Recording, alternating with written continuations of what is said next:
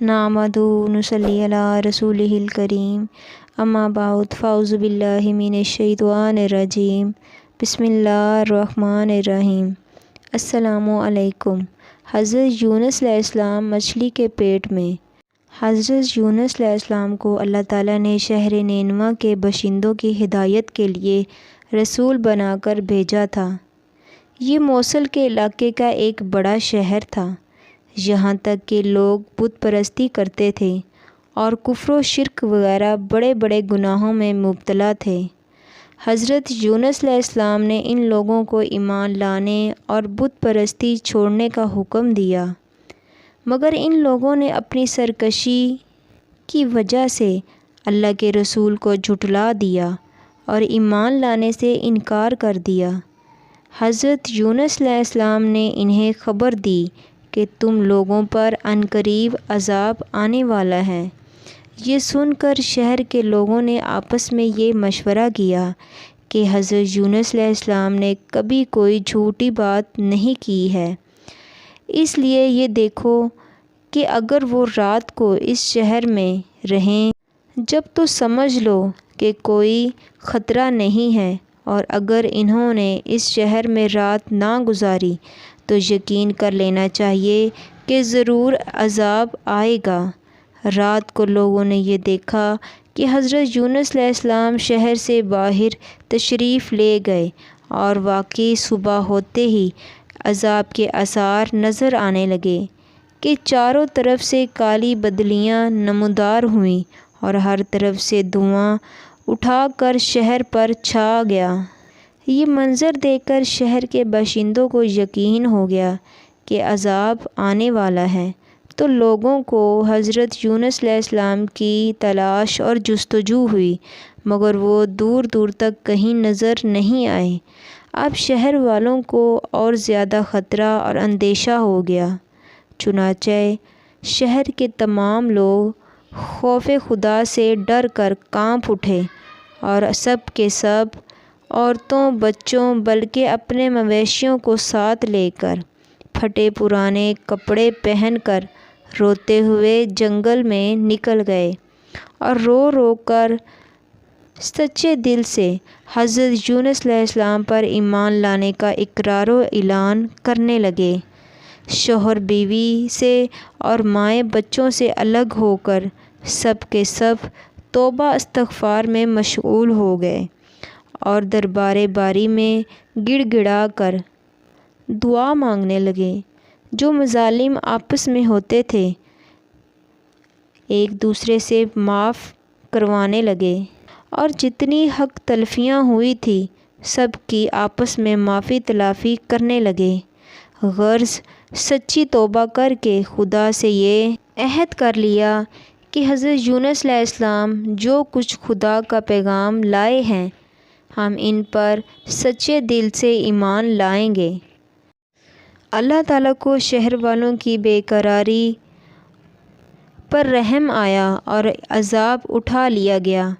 ناگہاں دھواں اور عذاب کی بدلیاں رفع ہو گئیں، اور تمام لوگ پھر شہر میں آ کر امن و چین کے ساتھ رہنے لگے۔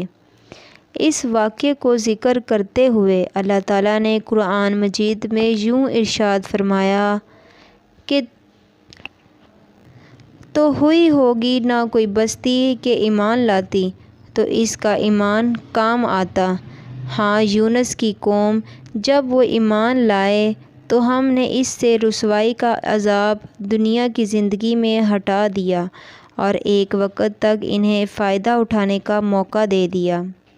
مطلب یہ ہے کہ جب کسی قوم پر عذاب آ جاتا ہے تو عذاب آ جانے کے بعد ایمان لانا مفید نہیں ہوتا، مگر حضرت یونس علیہ السلام کی قوم پر عذاب کی بدلیاں آ جانے کے بعد جب وہ لوگ ایمان لائے تو ان سے عذاب اٹھا لیا گیا۔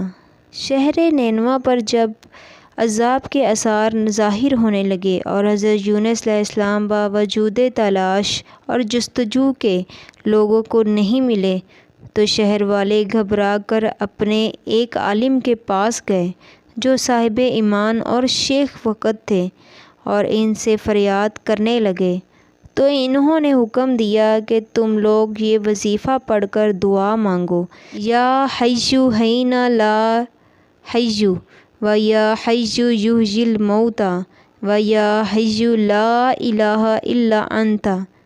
چنانچہ لوگوں نے یہ پڑھ کر دعا مانگی تو عذاب ٹل گیا۔ عذاب ٹل جانے کے بعد جب حضرت یونس علیہ السلام شہر کے قریب آئے تو آپ نے شہر میں عذاب کا کوئی اثر نہیں دیکھا۔ لوگوں سے عرض کیا کہ آپ اپنی قوم میں تشریف لے جائیے۔ تو آپ نے فرمایا کہ کس طرح اپنی قوم میں جا سکتا ہوں؟ میں تو ان لوگوں کو عذاب کی خبر دے کر شہر سے نکل گیا تھا، مگر عذاب نہیں آیا، تو وہ لوگ مجھے جھوٹا سمجھ کر قتل کر دیں گے۔ آپ یہ فرما کر اور غصہ میں بھر کر شہر سے پلٹ آئے اور ایک کشتی میں سوار ہو گئے۔ یہ کشتی جب بھی سمندر میں پہنچی تو کھڑی ہو گئی۔